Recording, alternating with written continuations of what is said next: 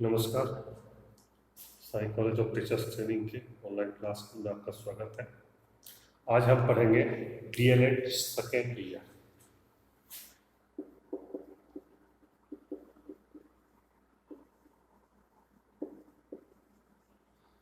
जिसका कि paper code है S1। नाम है इसका समकालीन भारतीय समाज में शिक्षा। ये पेपर अभी चल रहा है, पिछले क्लासेज आपने देखे होंगे।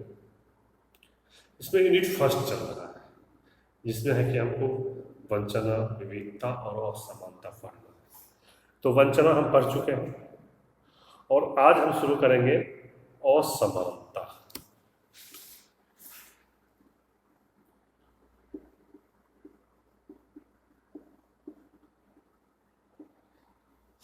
असमानता में हम सबसे पहले पढ़ेंगे असमानता की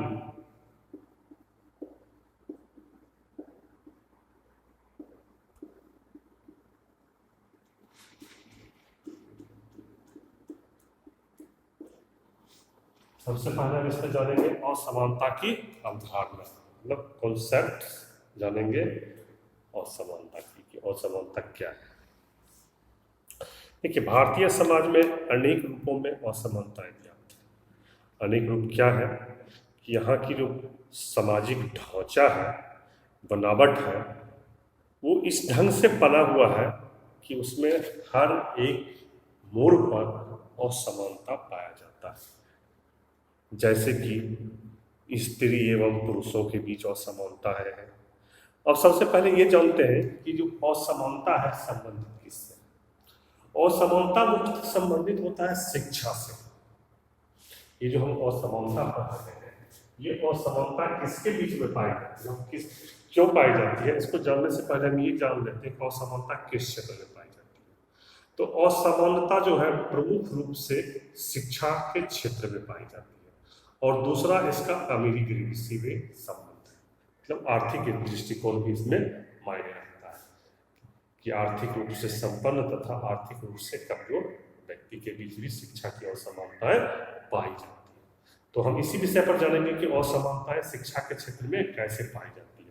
तो सबसे पहले जो शिक्षा की असमानताएं पाई जाती है वह महिला एवं पुरुष के बीच में पाई जाती है। महिला एवं पुरुष।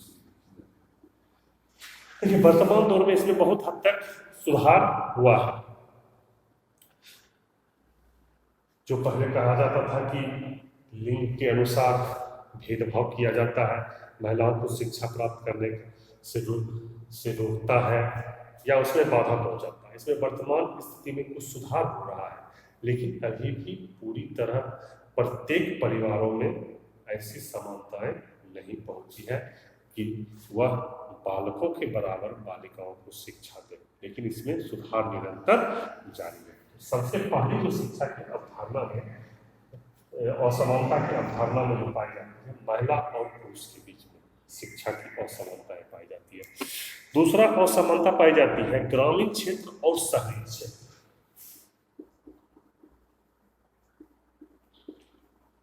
ग्रामीण क्षेत्र एवं शहरी क्षेत्र के बीच कैसे पाई जाती है। अभी भी आप देखेंगे कि बड़े बड़े अच्छे अच्छे यूनिवर्सिटी, कॉलेजेस, चाहे अच्छे विद्यालय, यहाँ की पूरी सुविधा संपन्न हो, वह सब शहरों में उपलब्ध है, जबकि ग्रामीण क्षेत्रों में ऐसे शिक्षण संस्थानों का पूर्णतः अभाव है।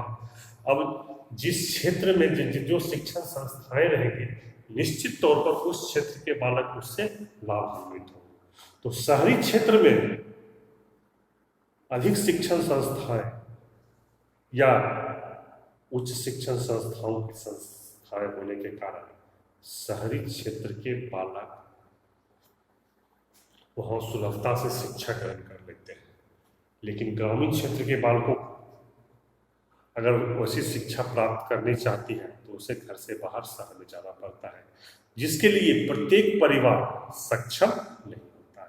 जो आर्थिक दृष्टिकोण से संपन्न परिवार है वह तो अपने बालकों को गांव से शहर में शिक्षा दिलाने के लिए भेज देते हैं, लेकिन जो आर्थिक रूप से सक्षम नहीं है वह शहर में अपने बालकों को भेजने में असक्षम होते हैं, और गांव में जो शिक्षण संस्थाएं मौजूद होती हैं वहाँ उनकी शिक्षा दिलाना मजबूरी हो जाती है।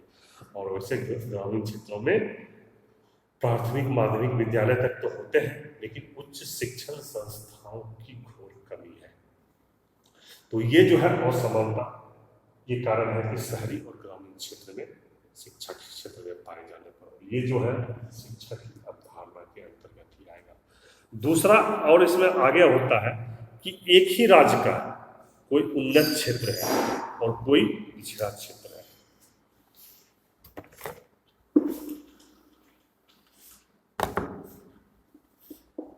एक ही राज्य के उन्नत क्षेत्र और पिछड़ा क्षेत्र में भी असमानताएं पाई जाती है शैक्षणिक दृष्टिकोण से, कि जो उन्नत क्षेत्र है वहाँ सभी सुविधाएं मौजूद है, शिक्षण संस्थाएं मौजूद है, वहाँ के बालक संपन्न है, लेकिन जो पिछड़े क्षेत्र है वहाँ सुविधाओं की घोर कमी है, और इन सुविधाओं की घोर कमी होने के कारण वह शैक्षणिक दृष्टिकोण से या शिक्षा के क्षेत्र में कमजोर हो जाते हैं, और यह असमानता को जन्म देती है। चाहे एक क्षेत्र में ही अगर कोई में कहीं औद्योगिक उन्नति बहुत अधिक है और दूसरे क्षेत्र में अगर औद्योगिक उन्नति नहीं है, तो निश्चित तौर पर जिस क्षेत्र की औद्योगिक उन्नति कम है वहाँ के लोगों की आय कम होगी, और आय कम होगी तो वह अपने बालकों को गुणवत्तापूर्ण शिक्षा दिलाने में सक्षम नहीं होंगे, और यह असमानता को जन्म देती है। उसके बाद अनुसूचित जाति या गैर अनुसूचित जाति के बीच भी बहुत बड़ी असमानताएं पाई जाती है। कैसे? जो अनुसूचित जाति है वह सदियों से मतलब हम कह सकते हैं ईसा पूर्व से उनके परिवार जो है शैक्षणिक दृष्टिकोण से पिछड़े हुए, क्योंकि वैसे व्यक्ति के परिवार खासतौर से समाज में अपने आप को समतुल्य नहीं मानते थे, या उन्हें समतुल्य होने नहीं दिया जाता था, किसी न किसी प्रकार उसका शोषण किया जाता था गैर अनुसूचित जातियों के द्वारा। तो वह शिक्षा के लिए वह जाति उपयुक्त नहीं माना जाता था, इसलिए उसे शिक्षा नहीं दिलाया जाता था। जब वह बहुत लंबे समय तक शिक्षा से वंचित रहा तो निश्चित तौर पर वैसे जाति और गैर अनुसूचित जाति के बीच में शिक्षा की असमानताएं पाई जाएंगी। हालांकि भारत आज़ाद होने के बाद सभी को समानता का अधिकार मिला है, लेकिन इस अधिकार का वह अभी पूर्णतः उपयोग करने में भी सक्षम नहीं है, क्योंकि उसे अपनी आर्थिक जरूरतें, घर के भोजन, मकान, वस्त्र इत्यादि को पूरी करते करते ही उनका समय बीत जाता है, तो अपने बालकों को शिक्षा की तरफ ध्यान दिलाने में अपने आप को असमर्थ पाते हैं। तो ये सब असमानता की अवधारणा है। अब हम आते हैं आगे, इसको इस टॉपिक में बढ़ते हैं, असमानता के प्रकार।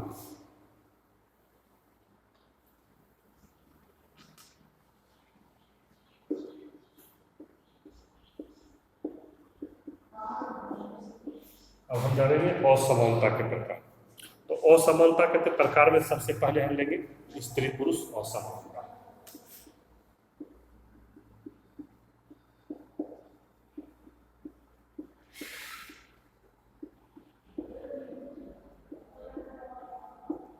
सबसे पहला प्रकार में भी यही आएगा, स्त्री पुरुष असमानता।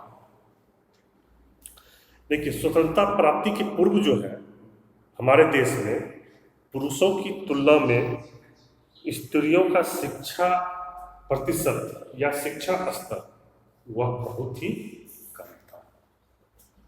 स्वतंत्रता प्राप्ति के समय बहुत ही कम था स्त्रियों का शिक्षा प्रतिशत। स्वतंत्रता प्राप्ति के समय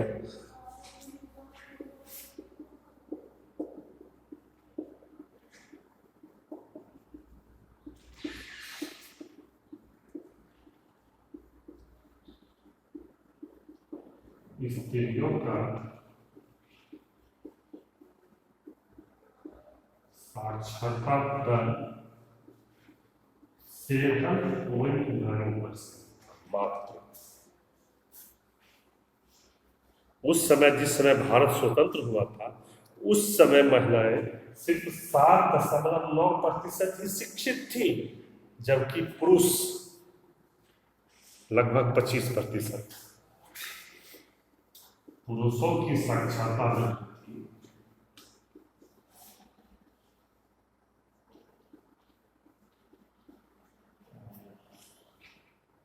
24.9%। पुरुषों की साक्षरता दर 24.9%, मतलब 24.9% थी, जबकि महिलाओं की साक्षरता दर 7.9% थी। दोनों के साक्षरता दर में 17% का अंतर था, कि उस समय पुरुषों की अपेक्षा 17% कम महिलाएं शिक्षित थी। तो दोनों में 17% का अंतर था साक्षरता दर में। 1951 में से जो ये जो आंकड़ा बताते हैं स्वतंत्रता पूर्व 1951 में जब जनगणना हुआ था, उसके आधार पर ये आंकड़ा जो है आपको 1951 की जनगणना के अनुसार पुरुष और महिलाओं की साक्षरता दर।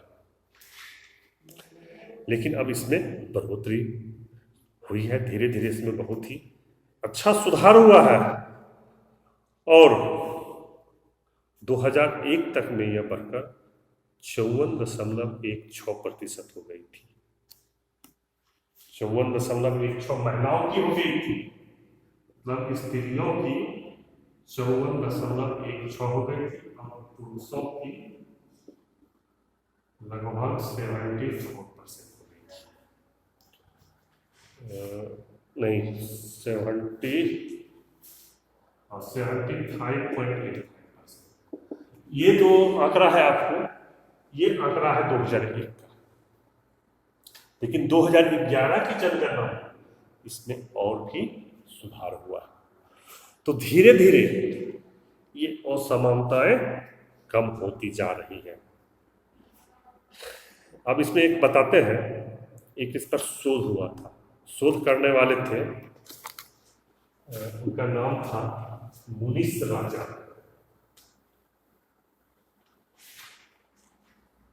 मुनीश राजा मुनीश राजा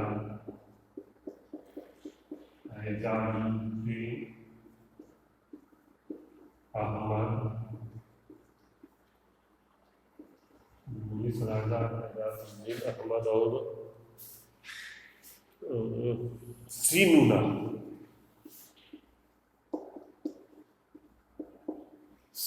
ने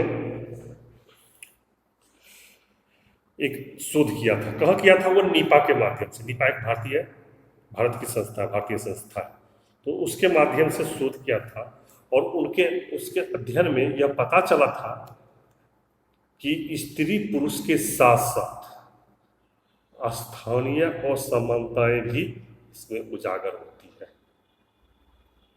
इसमें एक स्थानीय असमानता भी उजागर उन्होंने किया था कि कुछ क्षेत्र की महिलाएं ज्यादा शिक्षित हो गई, उस क्षेत्र की महिलाएं शैक्षिक दृष्टिकोण से बिल्कुल पिछड़ गई।